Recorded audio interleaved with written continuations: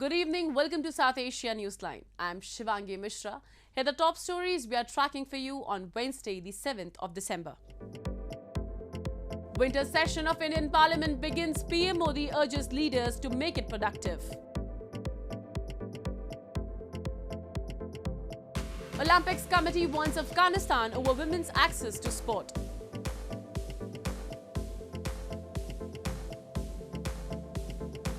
And Nepal allows import of luxury items after nearly 8 months. And now for all the details. The winter session of the Indian Parliament began on Wednesday with Prime Minister Narendra Modi urging members to conduct a productive session without disruptions. He also pointed out at the occasion of India assuming G20 presidency and added India will determine the direction of world in coming days. In the 2-week-long session, government is set to introduce 16 bills while opposition is likely to corner it on inflation and border issues. As the winter session of the Indian Parliament began on Wednesday, Indian Prime Minister Narendra Modi appealed for a productive session, urging senior leaders to support the government by not disrupting the proceedings. Addressing the upper house Rajya Sabha, PM Modi remarked that the responsibility enshrined upon the shoulders of the Parliament is associated with the concerns of the common man. Pointing out at occasion of India assuming G20 presidency, the PM said India will play a key role in determining the direction of the world in the days to come to achieve sustainable development goals, other than marking a new era of development for New India. ये समय अमृत काल के आरंभ का समय है। ये अमृत काल एक नए विकसित भारत के निर्माण का कालखंड तो होगा ही, साथ ही भारत इस दौरान विश्व के भविष्य की दिशा तय करने में भी बहुत अहम भूमिका निभाएगा. Meanwhile, India's Foreign Minister Dr. S. Jaishankar apprised the Parliament about key foreign policy challenges and initiatives and said these activities reflected India's growing interest, expanding footprint and more intensive partnership. He also recalled PM Modi's remarks at SCO Summit in Samarkand and said the PM voiced global sentiments when he declared this was not an era of war in context to the Russia-Ukraine war. The winter session will continue till 29th of December with 17 sittings spread over 23 days. The government plans to introduce 16 bills in the session. Opposition is likely to corner the government over inflation and the India-China border situation. The Aam Aadmi Party won the elections of the Municipal Corporation of Delhi on Wednesday, sweeping aside the BJP's 15-year rule in the civic body. AAP convener and Delhi Chief Minister Arvind Kejriwal said his party will aim to make Delhi clean, beautiful and corruption-free. The Aam Aadmi Party, AAP, won the elections to the Municipal Corporation of Delhi, dislodging the Bharatiya Janata Party BJP from power in the civic body after 15 years. Celebrations by AAP workers broke out in New Delhi and across the country after the major win in the elections held on December 4. The party led by Delhi Chief Minister Arvind Kejriwal won 134 seats, well past the halfway mark the 250-member civic body, as against the BJP's 104. The Congress bagged 9, while 3 seats were won by independent candidates. Kejriwal, in an address, congratulated and thanked people of Delhi for bringing change. He said his party will aim to clean Delhi, beautify parks and make the civic body corruption-free. इसमें मैं BJP का भी सहयोग चाहता हूं, इसमें मैं कांग्रेस का भी सहयोग चाहता हूं, मैं सबका सहयोग चाहता हूं. सबके सहयोग से हम दिल्ली को ठीक करेंगे, सब मिलकर दिल्ली को ठीक करेंगे. 250 के 250 पार्षद जो चुन के आए हैं, मैं अब उनसे निवेदन करता हूं कि आप किसी पार्टी के पार्षद नहीं, अब आप दिल्ली के पार्षद हैं, मिलकर दिल्ली को ठीक करें. A total of 1,349 candidates contested the elections, the first since 3 civic bodies were unified earlier this year. In 2017, BJP had won 181 of then 270 municipal wards, while AAP could secure only 48, and Congress finished third with 30 seats. In news from Pakistan, Amid allegations of running away from polls, PM Shehbaz Sharif-led PML-N has decided to start its preparation for elections in Punjab, with possibility of PTI party dissolving the assembly. The move has also received a go-ahead from PML-N Supremo Nawaz Sharif. In an effort to dismiss the allegations of running away from election and failing to save the dissolution of Punjab Assembly by former Premier Imran Khan's opposition PTI, ruling PML-N party Supremo Nawaz Sharif has given a go-ahead for poll preparation, reports suggest. Local media quoted PML-N leader Azma Bukhari saying that Rana Sanaullah, PML-N Punjab president, will preside over the party's provincial chapter meeting on Friday regarding preparation for elections. She further said the meeting has been called on directions of Nawaz Sharif. Bukhari said PTI chief Imran Khan will not dissolve the assembly, but if the eventuality arises, PML-N wants to be fully prepared. Reports suggest party leaders have accepted that they may be unable to stop the dissolution. Meanwhile, PML-N leader and Minister for Economic Affairs Sardar Ayaz Sadiq has claimed party supremo will be returning to Pakistan in January 2023. Talking with a local media channel, Sadiq said Nawaz will allocate tickets to candidates for the next general election, adding the country will go to polls in 2023.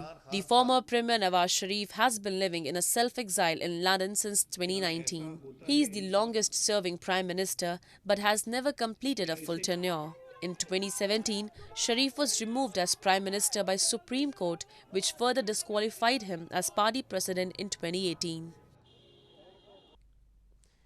Moving on. Residents in Pakistan-administered Kashmir have said they are fed up with frequent price hikes of basic necessities, especially after the recent floods. Locals say the illegally occupied region, which is already marginalized, has borne the major brunt of unfair taxes, while they see no policies for their welfare. Locals in Pakistan-administered Kashmir have raised their concern over skyrocketing prices of all essentials, including fruits and vegetables, while the government has failed to control inflation that has soared to nearly 28%.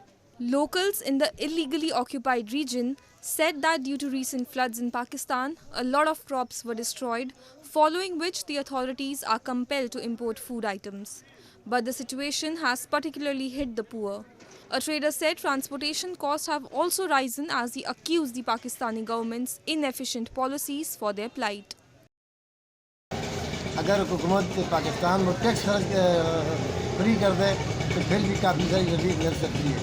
तो इस वजह से अगर 10 रुपये diesel petrol महंगा होता है तो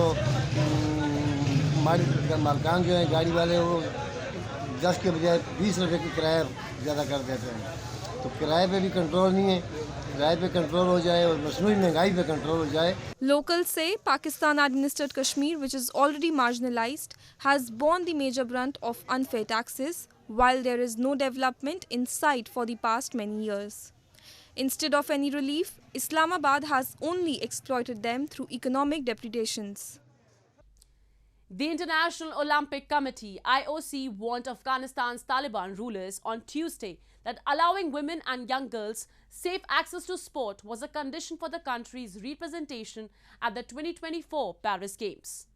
Female sport in Afghanistan has been crushed since the Taliban took over from a Western-backed government in August 2021. Teams representing Afghanistan must include female athletes living in Afghanistan as well as abroad, and women should be represented in governing bodies and administration, the board said. This comes after Human Rights Watch official Minky Warden called on Monday for the IOC to suspend Afghanistan until women and girls could again play sport in the country. The IOC said direct support will continue to be provided to Afghan athletes where possible to help them prepare for the Olympics. A meeting of the Nepal Council of Ministers on Tuesday decided to remove nearly 8 months-long restrictions on the imports of luxurious items, including cars, mobile phones, alcohol and tobacco. The ban was imposed to conserve its dwindling supply of foreign exchange. Minister of Industry, Commerce and Supplies, Dilendra Badu, said the decision will come into effect from December 16. Reports suggest the move comes after the IMF delayed the second installment of a $400 million loan to Nepal till February 2023, raising concerns about the import restriction policy. Surging global energy and food prices have hurt the import-dependent economy of Nepal, sandwiched between India and China, as it struggles to recover from the COVID-19 blow to key tourism industry. Its gross foreign exchange reserves had fallen to $9.7 billion as of mid-February, down 17% from mid-July last year when its financial year started. The Sri Lankan government has said the global lenders like World Bank, the Asian Development Bank and the IMF are planning coordinated assistance to help the island nation recover from its economic crisis. The statement comes after President Ranil Wickremesinghe presented the country's economic recovery plan to representatives of the multilateral financial institutions in Colombo. The Sri Lankan government on Tuesday said that global lenders, including the World Bank, the Asian Development Bank and the International Monetary Fund (IMF), are planning coordinated assistance to help the island nation recover from its economic crisis. In a statement released by the Office of the President, it was said that President Ranil Wickremesinghe, who is also the Finance Minister, presented the country's economic recovery plan to representatives of the multilateral financial institution in Colombo. The statement added that a coordinated assistance program supported by these institutions is vital for Sri Lanka to recover from the present economic difficulties. The World Bank said earlier in the day that it had approved Sri Lanka's request to access concessional financing, which would also alleviate the country's pressure on servicing debt. Sri Lanka reached a preliminary agreement with the IMF for a $2.9 billion bailout in September, but has to put its debt on a sustainable path before the funds can be disbursed. The island nation of 22 million people is in the midst of its worst financial crisis in more than 7 decades, caused by an acute dollar shortage that has left it struggling to pay for its imports of food, fuel and medicine. 3 leopard cubs were rescued and reunited with their mother in India's western Nashik district earlier this week. The forest officials reached the spot, examined their health and kept them restricted to the area to help their mother come back to take them away. 3 leopard cubs were rescued and united with their mother in India's western Nashik city by forest officials earlier this week. The cubs, which were separated from their mother, were found by labourers in a sugarcane field near Pathari village. The forest officials reached the spot, examined their health and kept them restricted to the area to help their mother come back to take them away, a senior official said. मिलते ही हमारी rescue team immediately जगह पे गई, उस area को कॉर्डन of किया। कॉर्डन of करने के बाद हमारे जो तरीके से उसको प्लेस करके रखा कब्स को एक ही जगह पर और उसका देख के रखा कि वो बीमार तो नहीं है। और उसके बाद जो रखा गया तो रात को 9 बजे हमको रिपोर्ट आई, इवन वीडियो शूटिंग भी की गई उस एरिया की, कि मदर ने उस कब को ले जा चुकी है। India's big cats are under threat, with an increasing number of spotted feline beauties being poached for their hide and other body parts. On the other hand, the depletion of their habitat has threatened the leopards, forcing them to stray into human settlements and often get killed in return. Well, that's all we have for you from South Asia this evening. Now our viewers can watch the show on southasianewsline.com.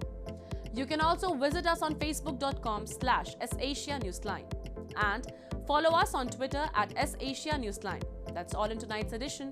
We will see you same time tomorrow. Good night.